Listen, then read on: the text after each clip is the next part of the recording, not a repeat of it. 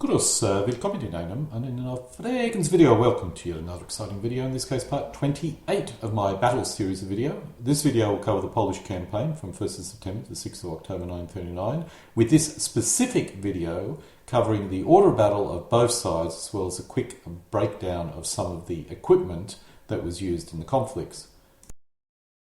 One of the key reasons for Germany's rapid victory over Poland was the factor of surprise. Poland simply did not expect the attack to occur so soon, and more importantly, it did not expect the German attack to move so fast. The Polish government only began to recall reservists on the 23rd of March and formed the Krakow, Lodz, Poznan, Pomeranian and Modlin armies, as well as the Special Naviv Group. Only 4 infantry divisions, 2 cavalry brigades and the 10th Mechanized Brigade reached full strength by the end of March. The Prussian army, that's the Polish Prussian army, mobilised in June and became the last major command to organise before the war began. When Germany was preparing to launch the attack against Poland on the 25th of August, Poland had in the field 17 infantry divisions, 3 mountain brigades and 6 cavalry brigades. This constituted the standing, full alert peacetime army. On the 25th of August, some German units clashed with Polish units before the order to invade Poland was cancelled. This was in fact Hitler's original invasion date, and the German army were in the process of preparing for the invasion when, almost too late, Hitler called off the invasion. This occurred because of the signing of a treaty between Poland and Britain, which forced Britain to go to the aid of Poland if it was invaded. After trying to undo the effect of the treaty, the invasion did finally occur on the 1st of September. The calling off of the invasion on the 25th gave the Polish forces a warning, which started the Polish mobilisation, giving the Polish a chance to prepare, but it was not sufficient. It was decided to initially call up 75% of the army and then, after the war began, to call up the remaining 25%. This was because Poland was afraid that general mobilisation could be used by Germany as an excuse for war. This additional mobilisation resulted in another 10 infantry divisions, 5 cavalry brigades and 2 mechanised brigades to be called up on the 26th. They were moving to their position when the Germans attacked on the 1st. In addition to this, a further 9 infantry divisions were still in their peacetime barracks on the 1st. Not including the eastern forces, which constituted 18 battalions of infantry and 5 squadrons of cavalry, made up of 34,800 men and 1,380 cavalry, the full-time, wartime strength of the Polish army amounted to 40 infantry divisions, 17 of which had 11,600 men and the rest only 8,900 men each, 11 cavalry brigades, 6 had 6,900 men and the rest only 5,800 men, and 2 armoured brigades, 5,800 men each, as well as 3 mountain brigades, which each had 5,300 men. Including non-frontline troops, the entire army amounted to about 1 million men. On the 1st of September, about 50% of the troops were ready for the German invasion. A further 30% were moving to their position, and the remaining 22% were mobilised after the 1st of September.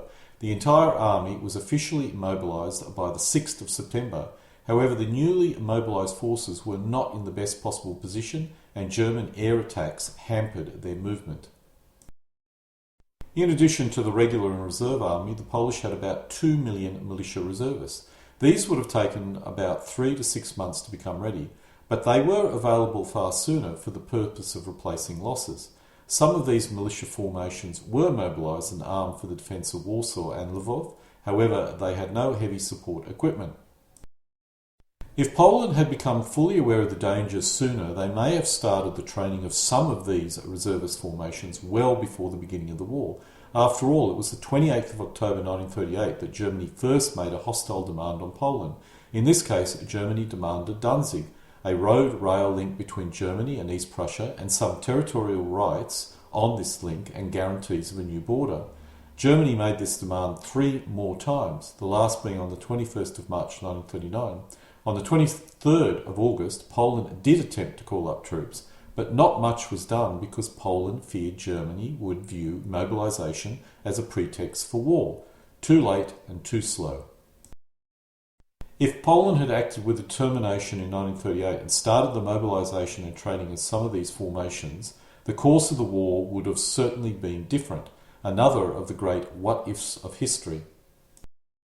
Let's look at the details of the Polish mobilization, and this chart here shows the mobilization, both fully mobilized, mobilized to moving position, and mobilizing. Based on several sources, the Polish army mobilized according to the following scheduling.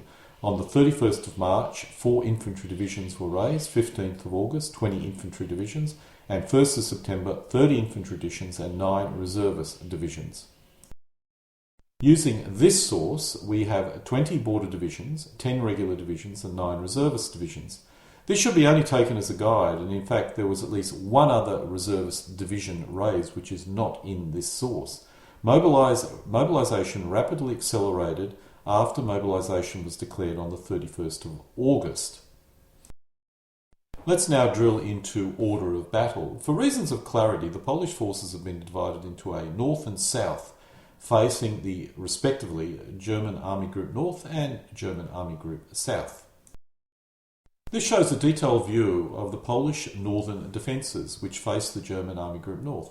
We will drill down into this in more detail later in the subsequent videos, but as an overview, the Polish forces in the north consisted of 3 armies, Modlin, Pomozy, Poznan, and 2 corps-sized formations, Nawi and Unrug. This shows exactly the same information, but in a text form. For those interested, they can pause the video here to look at more detail.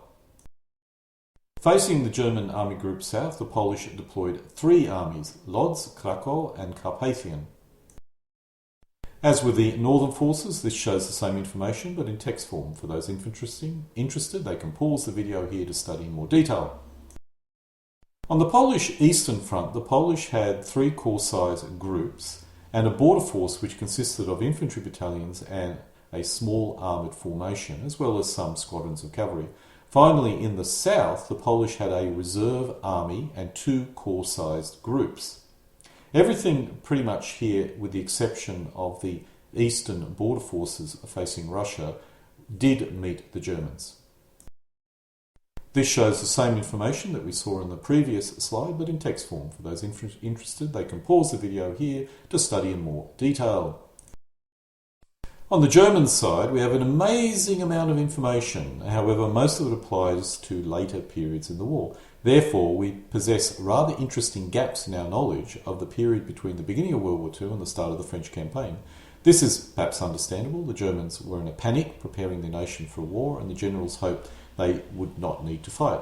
Infantry divisions were hurriedly mobilised in a short time and thrown into the front line as soon as they were ready, in many cases before they were really ready at all, especially on the Western Front.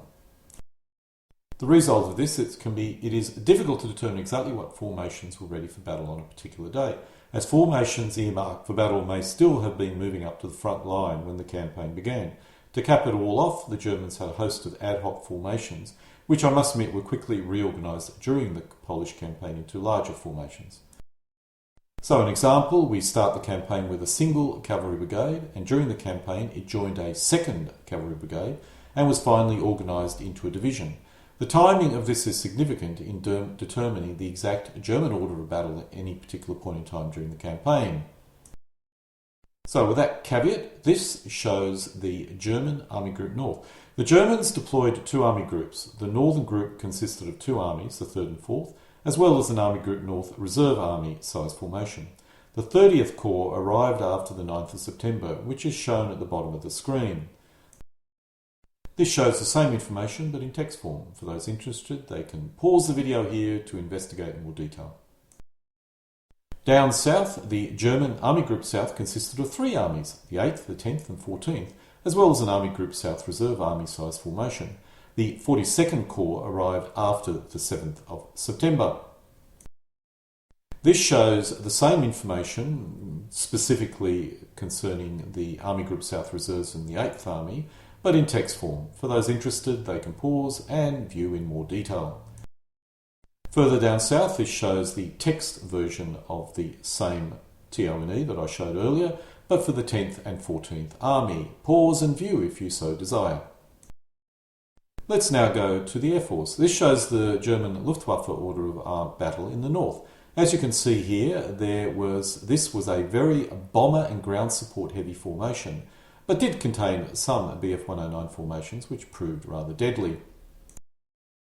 This shows the same information that you saw previously and is a text version of Luftflotte 1, which was under the command of Kesselring. As we move down south, this shows the German Luftwaffe order of battle in the south, as well as the reserve and army command air assets. This once again shows the same information that you saw before, but in a text form, and covers Luftflotte 4, which was under the command of Lohr. Poland faced an almost hopeless task defending itself against German aggression. However, it was the Soviet invasion on the 18th of September which really sealed Poland's fate. Poland always had a chance of lingering on by forcing the Germans to advance into eastern Poland. This dubious chance was shattered when Russian troops crossed the border. This shows the order of battle of the Soviet forces which invaded Poland on the 17th of September. It consisted of two army groups, Belarusian and Ukrainian army group. The whole basis of the Polish defence plan was that France would attack in the west, thus forcing Germany to call off any attack against Poland to defend the west. The Germans were certainly concerned about this, and the mobilisation of forces in the west was a very high priority. This concern was not matched by the French. The main reason why the optimistic Polish plan had no chance of success was that the German defence in the west had a higher priority than any French attack in the west. Initially, if we look at the forces available to both sides, we can see the difficulty France had. On the 1st of September, the French had available 9 mobile divisions and 13 garrison divisions. Against this, the Germans had massed 43 divisions and the bulk of the 22nd Airborne Division. It is true that the bulk of the German divisions were short on artillery, anti-aircraft and anti-tank guns, but they were on the defensive in a series of fortifications called the West Wall. It was simply not possible for the French to attack on the 1st with available forces. The situation did change by the 7th of September when the actual French attack began. The French had mobilised and made available 31 divisions for any attack against Germany. Of these, 14 were frontline, first-line units. Against this, the Germans had 43 divisions, of which some were still on their way to the front line. By the 11th, all had arrived and were in place. Again, the new divisions were made up of raw recruits and were low on heavy supporter weapons, but the morale was high and they were on the defensive in fortified positions. The French found it was simply not possible to launch a major strategic offensive with this kind of balance of forces. As it turned out, the French only used 9 divisions and launched a minor attack on the 7th, but by the 12th the offensive had ground to a halt and no attempt was made to attack the West Wall further. By the 13th, the French had called off their offensive as the Polish army was well on its way to being totally destroyed. The balance only finally changed in a major way on the 20th, but by now it was too late to help Poland, as Poland had lost the bulk of its army and had lost its nation. If the Poles had managed to hold out, then in the west the Germans still only had 43 poorly equipped divisions, while the French now had available 57 divisions and 13 garrison divisions. Of the 57 divisions, 12 were mechanised and could have caused a great deal of trouble if the French had broken through. However, the Germans could now transfer major formations back from the east, so any French attack had to be quick and aggressive. This was simply not possible as the French military philosophy was very defensive in nature. One question to ask here is why did it take so long for France to mobilise its army? Unlike England, France had a large standing army of reservists. All that was required was for the call-up notice to be made and for the men to move to their military formations. The answer was twofold. First, France wanted to avoid a war, and until the 3rd, there seemed to be hope for peace. Therefore, France made no serious effort until after the 3rd of September. When it was finally realised it had no choice, it sent out the call-up notice by mail, thus fatally delaying its mobilisation. At no time did the French act in a decisive and quick manner, thus leaving Poland to its unhappy fate. The last point to bring up is the air balance. The Germans still had a large number of fighters in the west. They may not have been able to launch ground support attacks, but they would have certainly been able to stop the French using its air force in any supporting manner. Only if the British had made the decision to move the bulk of its air force to France from day one would this situation have changed. Therefore, in summary, if the Western Allies had acted quickly and decisively, some sort of defensive action in the West may have been possible. There may have been no chance of saving Poland, but they would have been able to grab the initiative and perhaps not suffered such a massive defeat the following summer. The essential point is the Western Allies were not capable of acting quickly and decisively. They were only capable of defending. This was not to save them the next summer when the full power of the Germans' military was unleashed against France, and was, in retrospect, the wrong strategy. While I have previously, in previous videos, covered the armed forces of both sides and some of the equipment, I have not covered small arms and motor vehicles, which I will do in this video. In the area of small arms, the Polish army was armed with the Mauser M29 rifle and the 9mm M38 pistol. Support weapons including the Browning M28 light machine gun and the Browning M30 heavy machine gun. The Polish army had two main mortars, the 46mm light mortar and the 81mm heavy mortar. The Polish army was reasonably well equipped in terms of small arms. Let's now look at motor vehicles. During the interwar period, the Polish forces initially utilised a variety of World War I surplus motor vehicles, mainly of French and US origin. Efforts to produce indigenous vehicles were manifold, although generally unsuccessful, but in the 1930s a number of foreign vehicle types, cars, trucks, buses, were assembled or license produced, both for military and civilian use. Polsk Fiat vehicles were the most numerous, and there were several military derivatives. They were produced by the state-run engineering enterprise Państwowe Zakłady Inżynieryjne, my apologies for the pronunciation, PZIING, in Warsaw. The Polish army was not the totally horse-transported army we are led to believe. Motor transports were widely produced, and some of their motorised formations, particularly the mechanised brigades, and even to an extent the cavalry brigades, were reasonably well motorised. Let's now look at the German small arms, starting with the mortars. The German mortars were pretty similar to the Polish. They had a 5cm and an 8cm mortar, and they were perfectly serviceable. The only issue with the German mortars were the 5cm was reasonably complex and comparatively heavy for such a small mortar, and the 8cm mortar was also comparatively heavy compared with the Polish mortar, but nonetheless they were about equivalent. The German standard rifle was kind of becoming obsolete, although it had a good range of SMGs and other automatic weapons to compensate. There was nothing really outstanding here compared to the Polish, except for their very good MMG, which had an extremely high rate of fire. It could be used as a heavy machine gun or a medium machine gun, depending on its mount, either bipod or tripod. During the late 1930s, the Wehrmacht created standard specifications for a wide range of vehicles, including light cars. 3 manufacturers were allocated to produce this style of vehicle. The vehicles were, in English, Universal Light Cross-Country Car. These were the BMW AG in Munich, Stoer Werk AG in Stettin, and Hanomag in Hannover-Linden. Each produced a slightly different vehicle, and nearly 13,000 were built. The German army created a set of standard body types with a specification KFZ.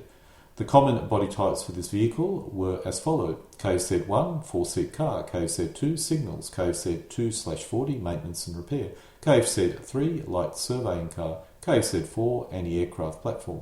Any of the 3 manufactured versions of this vehicle could be fitted with one of the 3 standard body types mentioned earlier. Thus, a wide range of vehicles were possible. The Germans created the same kind of specification for the medium cars. 2 manufacturers in this case were allocated to produce this style of vehicle, and the vehicle type in English is Universal Medium Cross-Country Car. These were the Auto Union AG in Chemetz and Adam Opel AG in Rasselstein. In addition to the 4-wheel drive medium cars, there was a host of other 2-wheel drive vehicles. The German army created a set of standard body types with a specification, as with the light car, of KFZ. The common body types for this vehicle were as follows: KFZ11, transport, 4 soldier; KFZ12, transport, 4 soldiers plus tow light artillery; KFZ15, signal car; KFZ16, surveying vehicle; KFZ17, signals van. Any of the 3 manufactured, or any of the 2 manufactured versions of this vehicle could be fitted with one of the 3 standard body types. Thus, once again, a wide range of vehicles were possible. This range was even greater when we consider the two-wheel drive versions. Let's now move on to the German heavy cars. Two manufacturers were allocated to produce this style of vehicle. In English, they're called Universal Heavy Cross-Country Car. There were two main types, the Type 1 with a rear-mounted engine for armoured cars and Type 2 for soft-skin vehicles with open and closed bodyworks. The two main manufacturers of the vehicle was the Ford Motor Company of Germany in Cologne and Auto Union AG in Chemnitz. The German Army created a set of standard body types, even for the heavy cars, with the following KFZ designations. KFZ 15, signal car, KFZ 16, surveying vehicle, KFZ 17, signal van. I'm not sure what the KFZ 23 is, but KFZ 24, amplifier van, KFZ 31, ambulance, KFZ 68, radio mast vehicle, and KFZ 70, personnel carrier type 1. Any of the two manufactured versions of the vehicle will be fitted with one of the standard body types. Thus, as with the light and medium cars, there were a wide range of vehicles possible. As with the cars, the Wehrmacht also created a set of standard specification for vehicles, trucks, broken down into 4x2, 4x4, 6x4 and 6x6 light trucks. The German Army created a set of standard body types with, once again, a KFZ designation. These are as follows: KFZ 17, signal van; KFZ 31, ambulance; KFZ 42, signal maintenance van; KFZ 61, amplifier van; KFZ 68, radio mast vehicle. I'm uncertain what the KFZ 69 was, but KFZ 70, personnel carrier type 1. Any of the two manufactured versions of the vehicle could be fitted, well, actually there were more than two, there were quite a few manufacturers of the light trucks, could be fitted with one of the standard body types. We have the same situation with what the Germans call medium trucks, and here are the designations: KFZ 31, ambulance; KFZ 42, signal maintenance van; KFZ 61, amplifier van; KFZ 68, radio mast vehicle; KFZ 72, printing van. Once again, any of the manufacturers of the vehicle could be fitted with one of the standard body types, creating lots of different types of vehicles. The Germans also created a wide range of half-track transports. I'm only going to be talking about the transports, not the armoured personnel carriers. These were primarily designed to tow artillery. Thus, the smaller their designations were also SDKFZ because they were more frontline combat vehicles. And the smaller ones were designed to tow the smaller anti-aircraft or anti-tank guns, while the larger half-tracks were designed to tow the much larger weapons, going all the way up to the 21cm howitzer. And so we come to an end of this particular video, which is part 28 of my military history video covering the Polish campaign in 1939, and this video specifically covering the order of battle of both sides, as well as a quick run through the equipment relating to small arms and motor transports of both sides. Alle guten Dinge, kommen zu einem Ende.